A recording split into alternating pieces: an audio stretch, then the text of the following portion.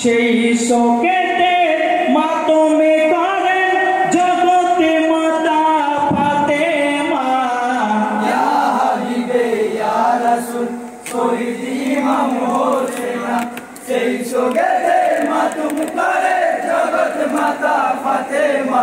ইয়া হাবিবে ইয়া রাসূল, ইয়া হাবিবে ইয়া রাসূল শহীদ ইমাম হোসেন, সেই শোকেতে মাতমে করে জগতে মাতা ফাতেমা।